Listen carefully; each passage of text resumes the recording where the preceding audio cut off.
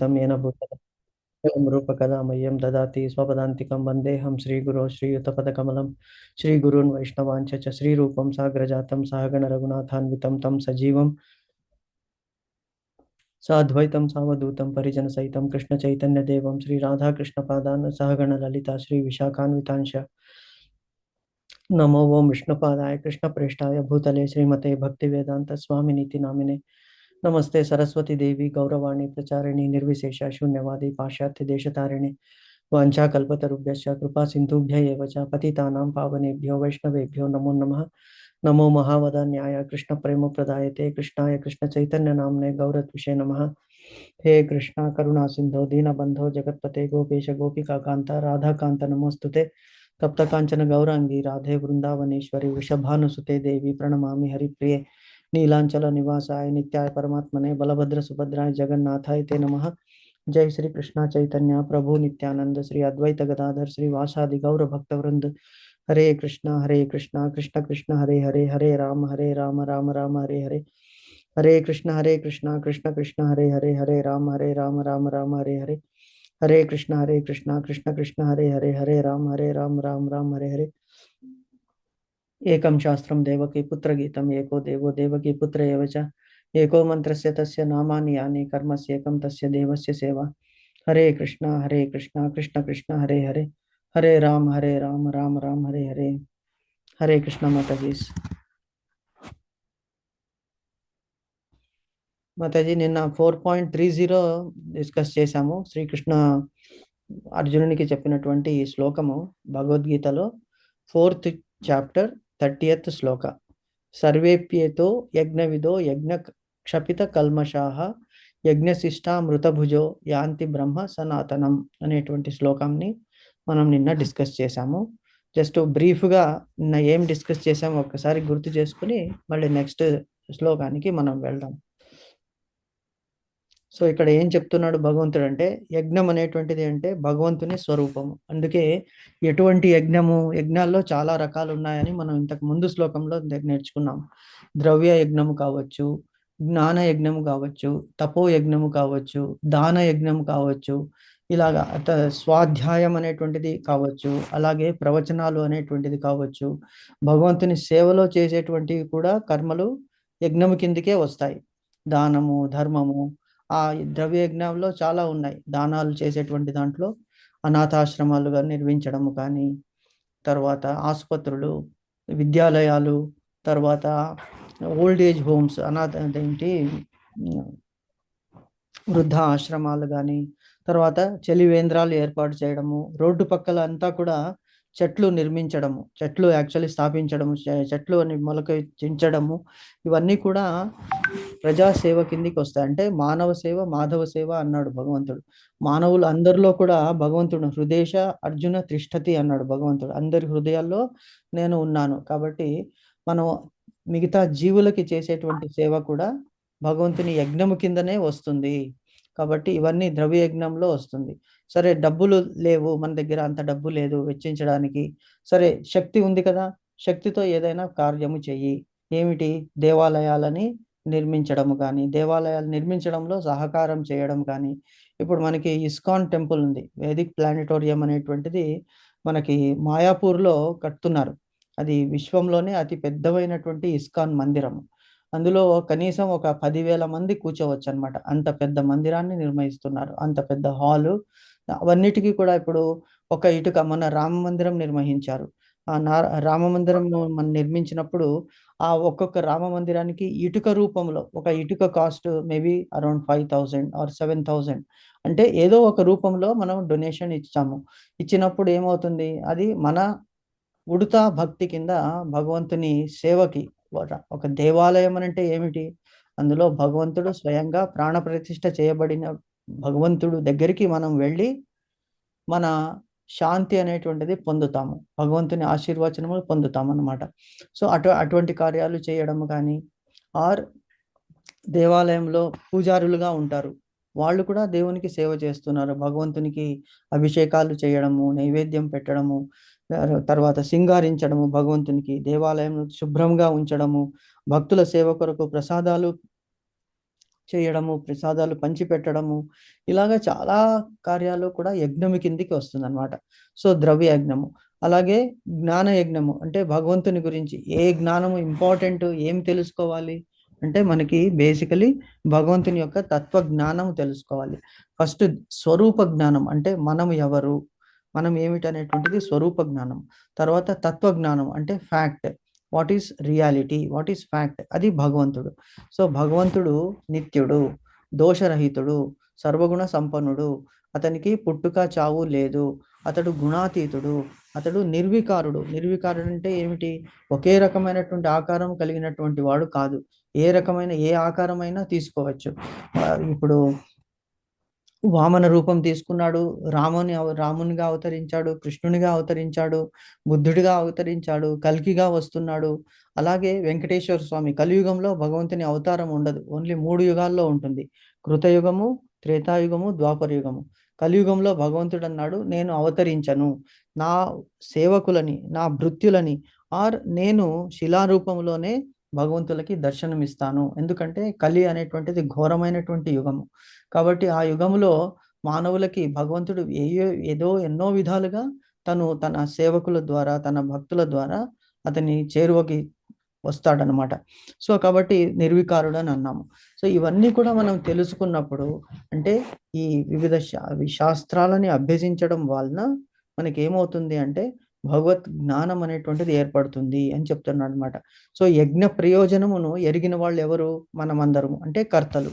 ఈ డిఫరెంట్ యజ్ఞాలు ఎవరైతే చేస్తున్నారో, ఎనీ టైప్ ఆఫ్ యజ్ఞము, సేవ, ఈవెన్ మనం రోజువారీ చేసేటువంటి కార్యాలు కూడా, ఆఫీసుకు వెళ్ళడము, బిజినెస్ చేయడము, వంట చేయడము, పిల్లల్ని ఆడించడము, పిల్లల్ని డ్రెస్ చేయడం, ఇవన్నీ కూడా యజ్ఞాల కిందే వస్తాయి. ఎందుకంటే మనం భూమి మీద అవతారం ఎత్తాము కాబట్టి ఈ ఏదో ఒక పని అంటూ తప్పనిసరిగా చేయాలి. ఆ చేస్తున్న పని అంతా కూడా భగవంతుని సేవ అనుకుని చేసినప్పుడు అది యజ్ఞం కిందే వస్తుంది. ఎందుకు? అంతా శ్రీకృష్ణార్పణం. ఏ పని చేసినా కూడా మొత్తం ఆ పని యొక్క ఫలితాన్ని శ్రీకృష్ణునికి అర్పిస్తున్నాం అన్నమాట. సో ఈ కర్తలు ఇవందరూ కూడా ఈ తెలిసినటువంటి యజ్ఞ ప్రయోజనాలను తెలిసి, యజ్ఞ ప్రయోజనం అంటే ఏమిటి? కేవలం హోమము చేయడమే కాదు. హోమం అనేటువంటిది ఒక విధమైనటువంటి యజ్ఞము. సో తపస్సు యజ్ఞము, జప యజ్ఞము, దాన యజ్ఞము, ఇవన్నీ కూడా యజ్ఞాల కిందకే వస్తాయి. చేసేటువంటి వాళ్ళందరూ కూడా కర్తలు అవుతారు. దీనివల్ల ఏమవుతుంది అంటే పాప ఫలితాల నుంచి మనం బయటపడగలము. పాప ఫలితాల వల్లనే జన్మ కలుగుతుంది మనకి. పుణ్యం ఎక్కువైనప్పుడు ఆ పుణ్యాన్ని కూడా భగవంతుడు ఈక్వల్ చేస్తాడు, పాపకర్మలు చేయిస్తాడు. ఎలాగైతే గౌతముడు అహల్యకి శాపం ఎందుకు ఇచ్చాడు? అతనికి విపరీతమైనటువంటి పుణ్యము పెరిగిపోయింది. ఆ పుణ్యాన్ని నశింపజేయడానికి. అందుకే మనము ఎవరిని తిట్టకూడదు. మనం చేసేటువంటి కర్మలే పాపరహితాలు ఉంటాయి. ఎన్నో విషయాలు, మానసికము, వాచికము, కార్యము అనేటువంటిది అంటే మనస వాచ కర్మణ ఎప్పుడు మనలో, అంటే కలియుగంలో అదే, కలియుగం యొక్క గుణమే అది. ఏమిటంటే ఎప్పుడు కలి పురుషుడు ఏం చేస్తాడంటే మనల్ని నుంచి మంచి చేయడాన్ని నుంచి తప్పిస్తాడు. సో మనం ఎంత ప్రయత్నం చేసినప్పటికీ ఒక్కొక్కసారి కలి ప్రభావం చేత మనసులో దుర్వికారాలు, వ్యసనాలు వస్తాయన్నమాట, విచారాలు వస్తాయి. సో అవన్నీ తప్పించుకోవడానికి మనం పాపాలను అక్యుములేట్ చేసుకుంటూ పోతాం. సో ఈ పాపాలను తగ్గించుకోవడానికి యజ్ఞాలు అనేటువంటిది చేస్తే ఆ పాపకర్మలు పటాపంచలు అయిపోతాయి. అప్పుడు మనస్సులో భగవంతుడు మనకి వసిస్తాడు, మన దగ్గరకు వస్తాడు అనమాట. సో ఆ భగవంతుని జ్ఞానం అవుతుంది అప్పుడు, అదే అపరోక్ష జ్ఞానము, భగవంతుని దర్శనం అవుతుంది. ఎలాగైతే అజామిలునికి అంతకు ముందు జన్మలో చాలా పవిత్ర కర్మలు ఆచరించాడు, కానీ అతని ప్రారబ్ధ కర్మ వలన అతడు దారి తప్పాడు. కానీ చివరికి భగవంతుడే అతని నోటిలో నారాయణ అనేటువంటి పలుకుల్ని పలికించాడు. కాబట్టి అతనికి భగవంతుని విష్ణు దూతల దర్శనం అయింది. యమదూతలు వచ్చినప్పుడు భయపడి నారాయణ అన్నాడు. వెంటనే విష్ణు దూతలు వచ్చారు. అప్పుడు భగవంతుని గురించి అతనికి తెలిసింది. సో అప్పుడు హరిద్వారానికి వెళ్ళి అతడు సాధన చేసి తిరిగి మోక్షానికి వెళ్ళిపోయాడని మనకి తెలుస్తుంది. అంటే ఈ పాప కర్మలన్నీ కూడా భస్మం అవుతాయి ఎప్పుడైతే యజ్ఞాలు చేస్తారో. యజ్ఞాలు చేసినటువంటి వల్ల మనం శుద్ధులం అవుతాం, పవిత్రులం అవుతాం.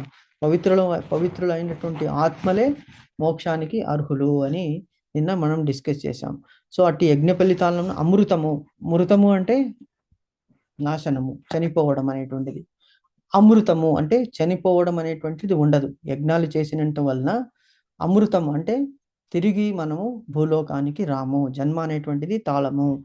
ఎందుకండి అంటే ఈ భూలోకములో, మర్త్యలోకములో దుఃఖాలయం అనేటువంటిది ఇది. దుఃఖాలయము అశాశ్వతము. మనం గడించిందంతా కూడా temporary. It is not going to come with us. ఎన్ని కోట్లు ఆర్జించినా, ఎంత పేరు ప్రతిష్టలు సంపాదించినా, ఎంత ప్రైమ్ మినిస్టర్ అయినా, చీఫ్ మినిస్టర్ అయినా, ఎవరైనప్పటికీ, ప్రెసిడెంట్ అయినప్పటికీ కూడా అన్నీ ఇక్కడే వదిలిపెట్టి వెళ్ళిపోవాలి చివరికి. సో కాబట్టి దీని గురించి మనం ఎక్కువ మాట్లాడకుండా, మన జీవిత గోల్ ఏమిటి, గమ్యం ఏమిటి, భగవద్ధామానికి చేరడము. అది దాని యజ్ఞాలు చేసినందువలన ఆ అమృతాన్ని ఆస్వాదిస్తాం, అంటే మోక్షాన్ని మనం సంపాదిస్తాము అనేటువంటిది, అక్కడికి ప్రయాణిస్తాం అనేటువంటిది నిన్న మనము డిస్కస్ చేశాము. ఇంకేమైనా డిస్కస్ చేసాం మాతాజీ నిన్న?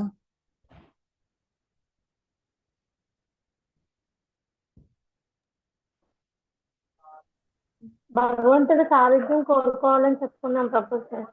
కరెక్ట్ మాతాజీ. సో భగవంతుని సాన్నిధ్యాన్ని కోరుకోవాలి. 5 రకాల మోక్షం ఉన్నది. ఏమిటి? సామీప్యము, భగవంతుని సమీపంగా ఉండడము. సారూప్యము, భగవంతుని లాగా రూపము, అంటే చతుర్భుజ ఆకారాలు కలిగి ఉంటాం అన్నమాట మనం, జస్ట్ లైక్ భగవంతుడు. Only thing that is missing is కౌస్తుభమణి. కంఠములో ఉన్నటువంటి కౌస్తుభమణి, అది బ్రహ్మదేవుని చిహ్నము, భగవంతుడు ధరిస్తాడు. తర్వాత వక్షస్థలంలో శ్రీదేవి భూదేవిని భగవంతుడు ధరిస్తాడు. అది తప్ప మిగతా అన్ని రూపాలు మనము అందరూ కూడా సారూప్యం, అంటే భగవంతుని లాగే చతుర్భుజాలు కలిగి ప్రకాశవంతులమై ఆ మోక్షంలో మనం ఉంటాము, గోలోకధామంలో. అది సారూప్యము. సాలోక్యం అంటే భగవంతుని లోకములో ఉండడము. మేబీ సారూప్యము లేకపోవచ్చు, కానీ భగవంతుని లోకంలో, భగవంతుని దగ్గరే ఉంటాము. సామీప్యం అంటే జస్ట్ లైక్ జయ విజుల్లాగా ఎప్పుడూ భగవంతుని పక్కనే ఉంటాము. సో అది most important of all the things. సారూప్యము ఇంపార్టెంట్ అయినప్పటికీ కూడా సామీప్యము, భగవంతుని దగ్గర ఉండడమే మనకి చాలా ఇంపార్టెంట్. ఇప్పుడు మనం చూస్తుంటాము, ఒక్కొక్కసారి మనకు అనిపిస్తుంది, అంటే మానవులిలాగా మనం ఈ భూలోకంలో అవతరించాము, కానీ ఎన్నో కొన్ని ఇప్పుడు చూస్తుంటాం మనం టెంపుల్స్లో అప్పుడప్పుడు చాలా క్లీన్గా లేనప్పుడు ఒక్కొక్కప్పుడు మనకి కనిపిస్తాయి టెంపుల్స్లో ఈ బొద్దింకలు, తర్వాత ఎలుకలు, తర్వాత చిన్న చిన్న కీటకాలు, క్రిములు అన్ని కూడా అక్కడ తిరుగుతూ ఉంటాయి. బల్లి, ఇవన్నీ ఎందుకు అంటే అవి ఏదో జన్మలో పుణ్యం చేసుకున్నాయి. పుణ్యం చేసుకుని భగవంతుని వీడలేకపోతున్నాయి. ఈ జన్మలో అంటే ఆ పుణ్యాల వలన, పాపాల వలన ఈ జన్మ ఎత్తాయి అన్నమాట. అవి బొద్దింకలాగానో, ఎలుకలాగానో, లేకపోతే బల్లిలాగానో ఇలాగ అని. కానీ ఆ ప్రదేశాన్ని వదలవు అవి, అక్కడే తిరుగుతూ ఉంటాయి. అంటే మనం చూసాం, ఎన్నో వీడియోలు కూడా మీరు చూసే ఉంటారు. ఒక కోతి వచ్చి హనుమంతునికి నమస్కారం చేయడము, ప్రదక్షిణ చేయడము. ఒక గోవు శ్రీకృష్ణుని ఆలయంలో తిరుగుతూ ఉంటుంది. అలాగే ఒక పిల్లి తిరుగుతూ ఉంటుంది. ఇవన్నీ చూసే ఉంటాం. అంటే అవన్నీ ఏమిటి? పూర్వజన్మ స్మృతి వలన. ఇంతకు ముందు కూడా మనం ఒక డిస్కస్ చేసాం భాగవతంలో. భరత చక్రవర్తి ఏమవుతాడు? చివరి స్టేజ్లో అతడు వానప్రస్థానికి వెళ్ళినప్పటికీ కూడా ఒక జింకని పెంచుతాడు. ఎందుకు? గర్భవతి అయినటువంటి తల్లి సింహనాదాన్ని విని ఆ పారుతున్నటువంటి నదిలో దూకేస్తుంది రక్షణ కొరకు. కానీ అది చనిపోతుంది, కానీ బిడ్డని ప్రసవిస్తుంది. ఆ చిన్న జింక పిల్ల నీటిలో తేలుతూ ఉంటే ఈయన భరత చక్రవర్తి వచ్చి దాన్ని రక్షించి దాని ఆలన పాలనలోనే మిగతా శేష జీవితాన్ని గడిపేస్తాడు.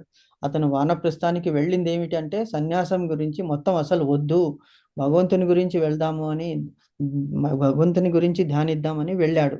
కానీ ఈ మోహానికి గురి అయిపోయాడు. సో చివరికి అతను జింకనే తలుస్తూ ప్రాణం వదిలాడు. కాబట్టి నెక్స్ట్ జన్మలో కూడా జింక అయ్యాడు. అయినప్పటికీ పూర్వ జన్మ స్మృతి పోలేదు.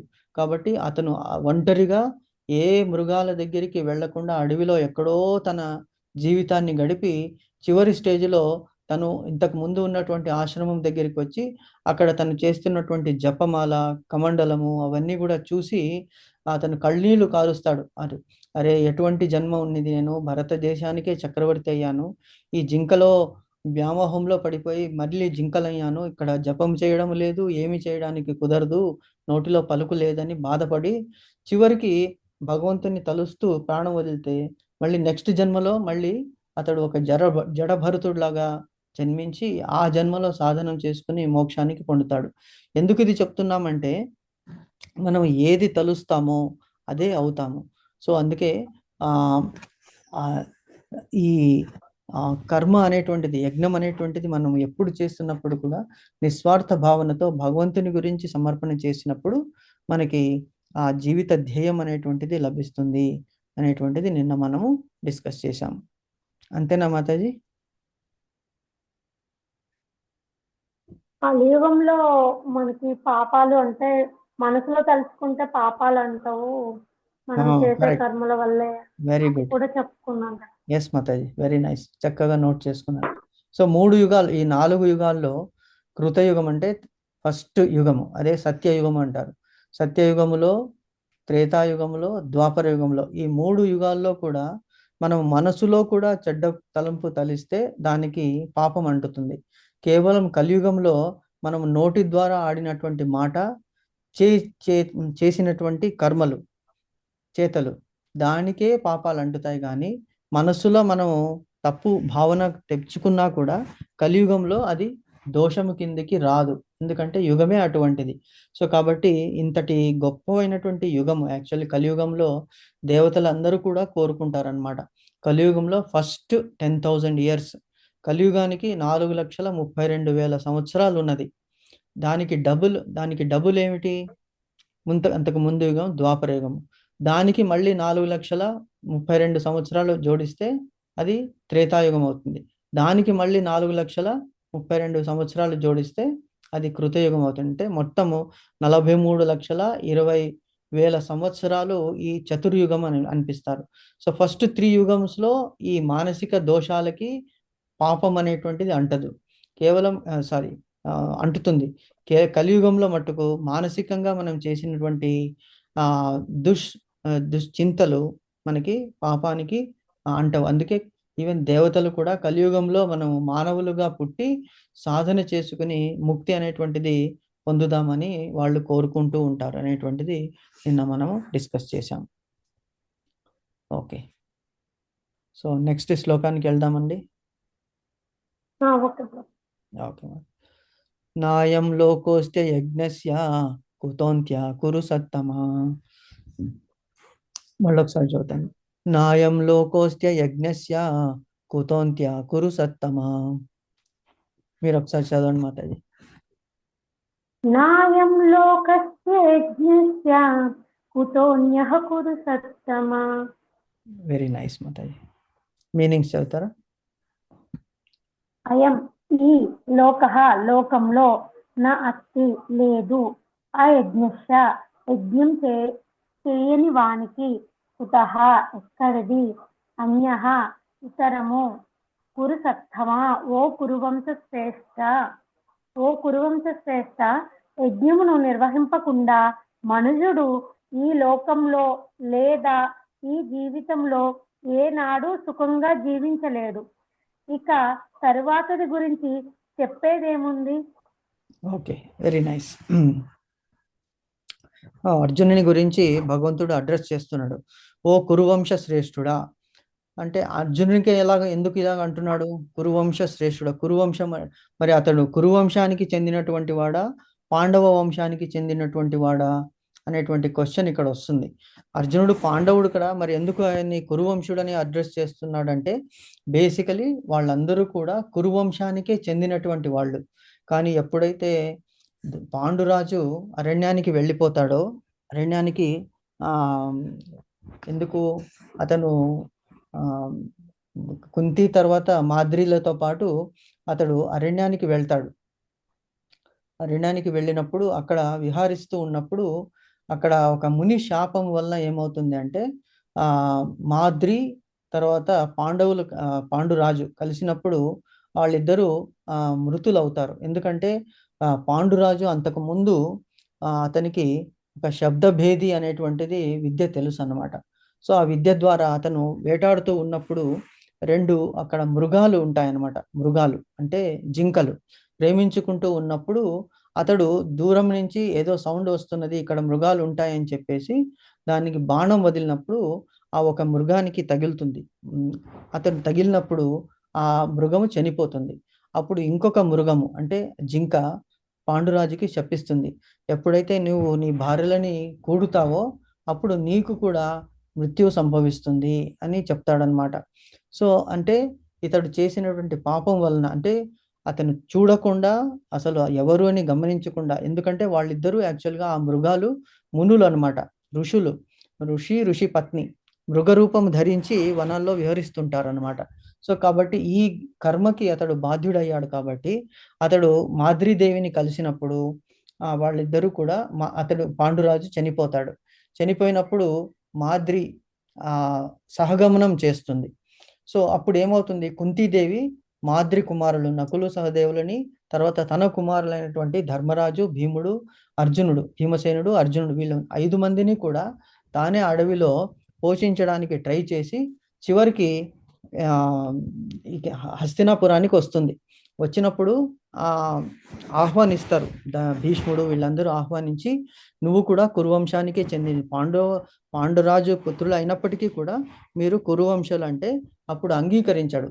ఎందుకంటే ధృతరాష్ట్రుడు అంటాడు, కుంతీదేవి వరాలు పొంది బిడ్డలని కన్నది, అలాగే మాద్రి కూడా అశ్విని దేవతల వరం వలన నకుల సహదేవులని కన్నది. కాబట్టి పాండురాజుకి వీళ్ళు సంతానము కాదు, కేవలం పెంచుకున్నటువంటి సంతానం, కాబట్టి వీళ్ళు కురువంశానికి చెందరు అంటాడనమాట. కాబట్టి వీళ్ళని పాండవులనే అనాలి, కానీ వీళ్ళని కురువంశీయులు, కౌరవులు అని అనకూడదని అప్పటి నుంచి వాళ్ళని పాండవులుగా పిలువబడ్డారు. అంతకు ముందు వరకు పాండురాజు కూడా కురువంశీయుడే. కాబట్టి బేసికలీ వీళ్ళందరూ కురువంశానికి చెందిన, అంటే ఆ యుగ ధర్మం ప్రకారము అది సంభవం అవుతుందన్నమాట. వరాల వలన తీసుకున్నప్పటికీ కూడా భగవంతుని అనుమతి పొంది సంతానాన్ని గ్రహించిందనమాట కుంతీదేవి కానీ మాద్రి కానీ.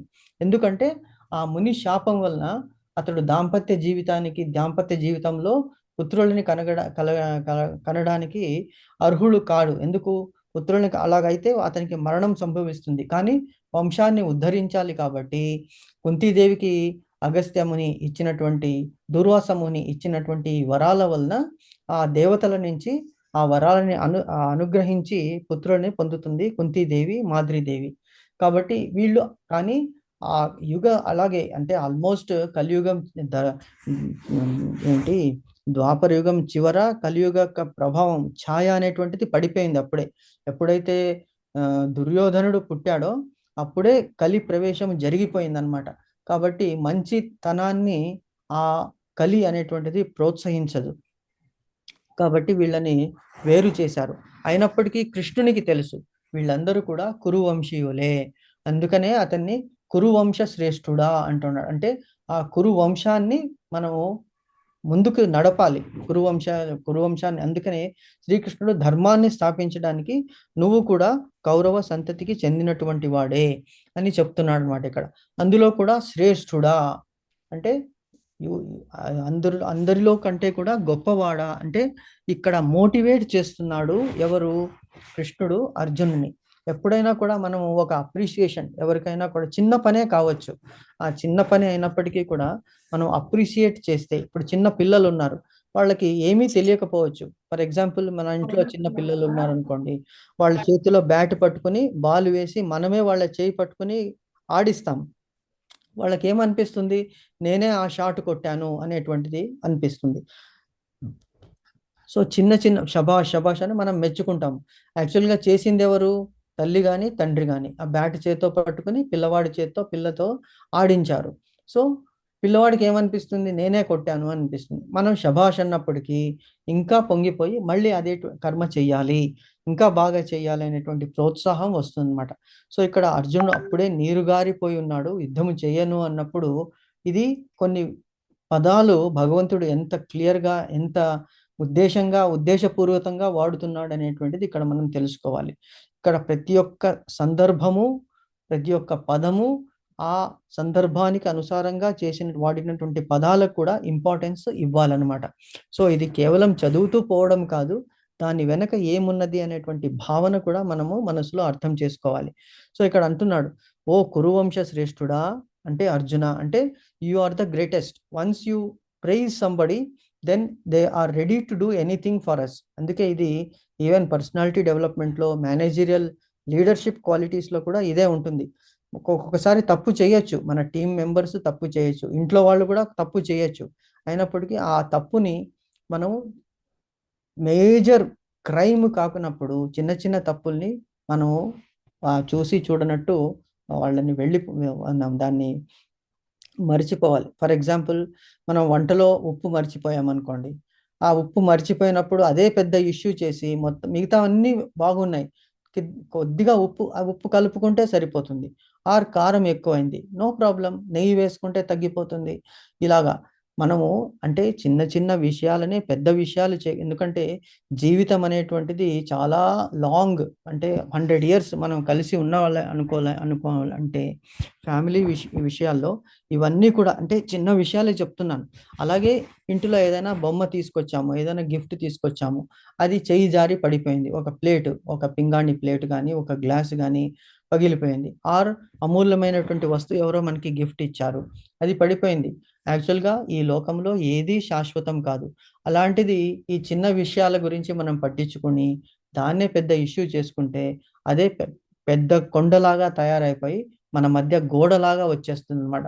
So we should try to, అందుకే భగవంతుని క్వాలిటీస్ మనం కూడా కొన్ని అలవర్చుకోవాలి. Forgive and forget.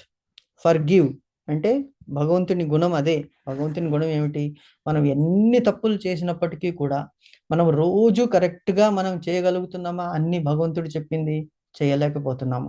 అయినప్పటికీ భగవంతుడు మనల్ని కాపాడుతున్నాడా? కాపాడుతున్నాడు. అలాగే మనము కూడా చిన్న చిన్న విషయాలు పట్టించుకోకుండా ఎంకరేజ్ చేస్తూ పోవాలి. చిన్న విషయాలు వాళ్ళు అచీవ్ చేస్తే పిల్లల్ని ప్రోత్సహించాలి.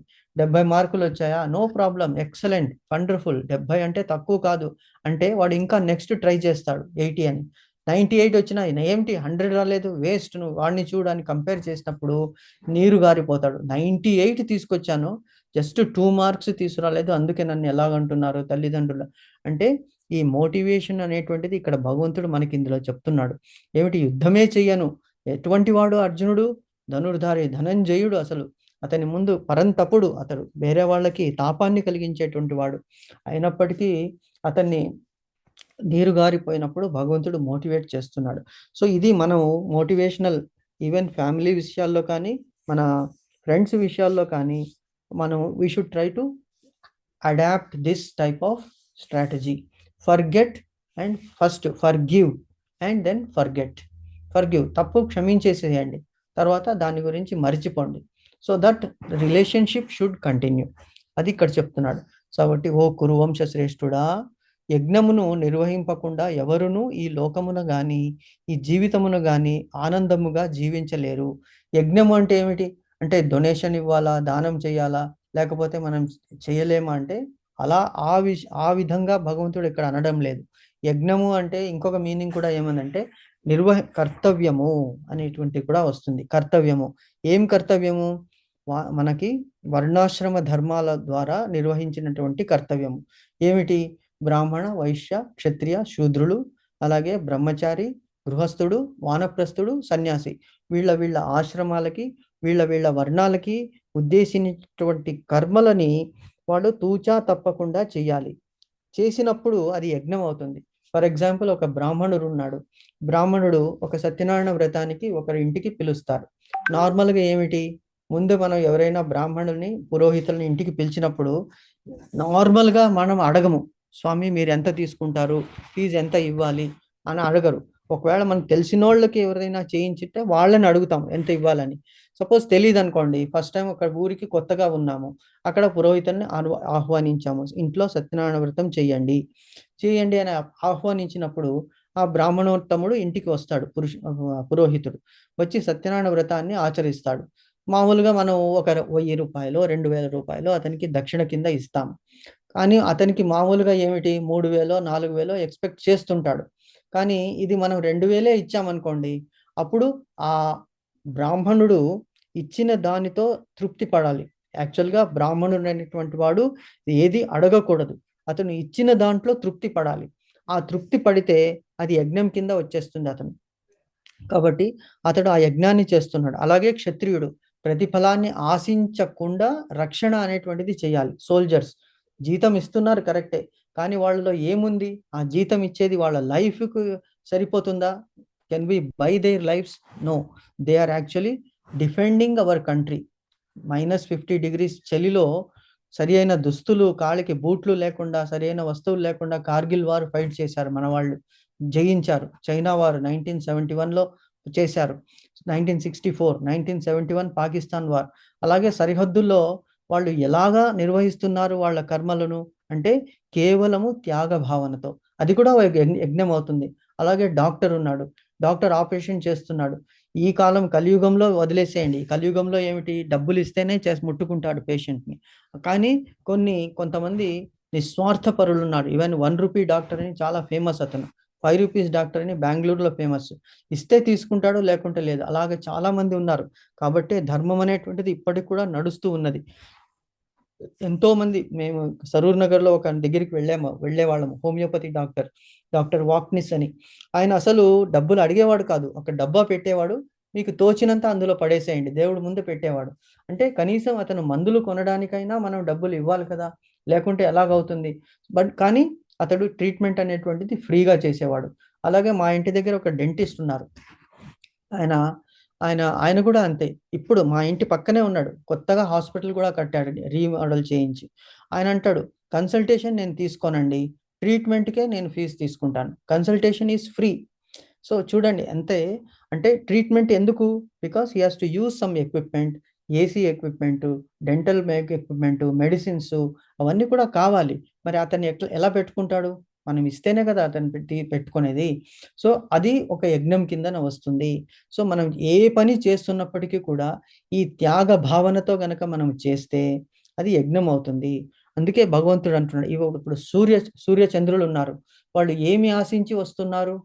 మనకి వెలుగునిస్తున్నారు. టైంకి ఋతువులు వస్తున్నాయి. వర్షాలు పడుతున్నాయి. భూమి మనం నాటినటువంటి విత్తనాల నుంచి పంటలుగా ఇస్తున్నది. ఏమన్నా ఆశిస్తున్నదా? అలాగే నదులు ఉన్నాయి. చెట్లు ఉన్నాయి. ఎలాగ మనకి నీడనిస్తున్నాయి? నదులు మంచినీళ్ళు ఎలాగిస్తున్నాయి? వాటికేమన్నా ప్రతిఫలం ఆశిస్తున్నాయా? లేదు. సో, అవన్నీని మనం చూసినప్పుడు మనము మానవ మాత్రులం అయినటువంటి మనం ఎలాగా తిరిగి ఈ రుణాన్ని తీర్చుకోవాలి భగవంతునికి, సొసైటీకి, మానవులకి అనేటువంటిది ఆలోచించినప్పుడు అప్పుడు అది యజ్ఞం కింద అవుతుంది. అంటే యజ్ఞం అనేటువంటి కర్మ చెయ్యకుండా ఎవరు ఉండలేరు. అంటే అట్‌లీస్ట్ కర్మ అనేటి even thinking is also a కర్మ. మనం మంచిగా ఆలోచించడము మంచి కర్మ అవుతుంది. చెడు ఆలోచించడము చెడు కర్మ అవుతుంది. మంచి చేయడము సత్కర్మ అవుతుంది. చెడు చేయడము దుష్కర్మ అవుతుంది. సో, అలాగా యజ్ఞాలు చేయకుండా అసలు ఎవరునూ ఈ లోకంలో ఉండలేరు. కాబట్టి ఈ జీవితం ఆనందంగా ఉండలేరు. ఎందుకు? ఎప్పుడు మనం ఏదో ఒకళ్ళ దగ్గర నుంచి తీసుకుంటూనే ఉన్నామనుకోండి, మనం ఇవ్వడం అనేటువంటిది మనకి తెలీదు. అప్పుడేమవుతుంది? ఎప్పుడు మనం తీసుకుంటూనే ఉంటే we are nothing but a beggar. Only beggars will do that కదా! భిక్షుకులు మాత్రమే వాళ్ళేం చేస్తుంటారు, ఎంత ఇచ్చినా కూడా మనం చూస్తూనే ఉన్నాము. ఇప్పుడు చిలుకూరు అని ఉంది. హైదరాబాద్‌లో ఒక టెంపుల్ ఉంది. అక్కడ సౌందరరాజన్ అని ఒక అతను ఉండేవాడు. ఆయన ఆయన కొడుకు ఇప్పుడు నడిపిస్తున్నాడు ఆ టెంపుల్‌ని. ఆయన ఐఏఎస్ అన్నమాట. ఆ టెంపుల్‌లో హుండీ అనేటువంటిది లేదు. కాబట్టి ఆయన ఓన్లీ ఏమంటాడు, మీరిక్కడికి రండి, దేవుడిని మొక్కండి. మా కుల ఆచారం ప్రకారము ఇక్కడ దేవుడిని మేము స్థాపించాము. దేవునికి మేము మాకు తోచినటువంటి సేవలు చేస్తున్నాము. ఇక్కడ ఒకే ఒక మ్యాగజైన్ ఉంది. ₹5 మ్యాగజైన్. వాక్ అని ఒక మ్యాగజైన్ వస్తుంది. ఆ మ్యాగజైన్ మట్టుకు మీరు తీసుకోండి. దీనివల్ల వచ్చినటువంటి ఆదాయాన్ని భగవంతునికి మనం ఆ నిర్వహణ ఖర్చుల గురించి ఉపయోగిస్తున్నాం. వాళ్ళకి ఒక 50 ఎకరాలు ఎంతో అక్కడ పొలం ఉన్నది. ఆ పొలంలో వచ్చినటువంటి ప్రొడ్యూస్ వలన ఆ గుడిని వాళ్ళు నిర్వహిస్తున్నారు. దానికి ఇప్పుడు కూడా వీసా టెంపుల్ అని పేరు. హైదరాబాద్‌కు మీకు తెలిసే ఉంటుంది. హైదరాబాద్ వీసా టెంపుల్ అంటే చిలుకూరు బాలాజీ టెంపుల్ అని ఫేమస్ అన్నమాట. సో, ఇవన్నీ ఎందుకు చేస్తున్నారు? సమాజం గురించి. వాళ్ళు బాగుండాలి. మనకి ఎంత వచ్చినా కూడా అది తక్కువే అనిపిస్తుంది. కానీ మనమేమి ఇచ్చాము అనేటువంటిది కూడా ఆలోచించాలి. అది యజ్ఞం. అప్పుడే మనం ఆనందంగా ఉండగలము. ఇప్పుడు ఇచ్చేవాడి చెయ్యి పైనుంటుంది. తీసుకునేవాడి చెయ్యి కిందుంటుంది. సో, ఇచ్చినప్పుడు మనకి కలిగినటువంటి ఆనందము, తీసుకున్నప్పుడు వచ్చేటువంటి ఆనందం కంటే 1000 రెట్లు ఎక్కువుంటుందనమాట. అందుకే ఎవరైనా కూడా యజ్ఞాన్ని నిర్వహించకుండా ఉండలేరు. ఈ లోకంలో గాని, పరలోకంలో గాని. పరలోక మోక్షం ఎందుకు కోరుకుంటున్నాము? భగవంతుని సేవ చేయాలని కోరుకుంటున్నాము.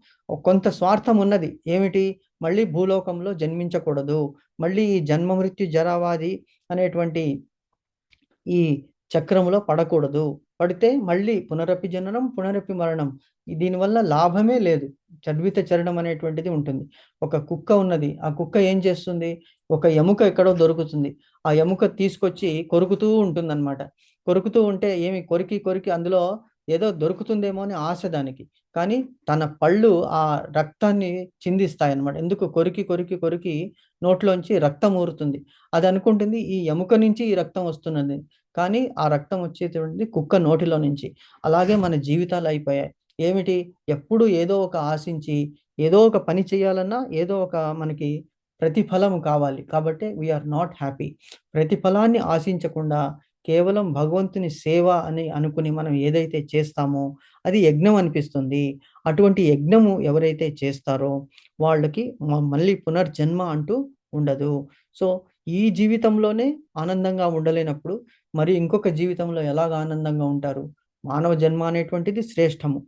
అటువంటి జన్మ ఇచ్చినందుకు మనము ఈ యజ్ఞాలని చెయ్యాలి అని భగవంతుడు చెప్తున్నాడు.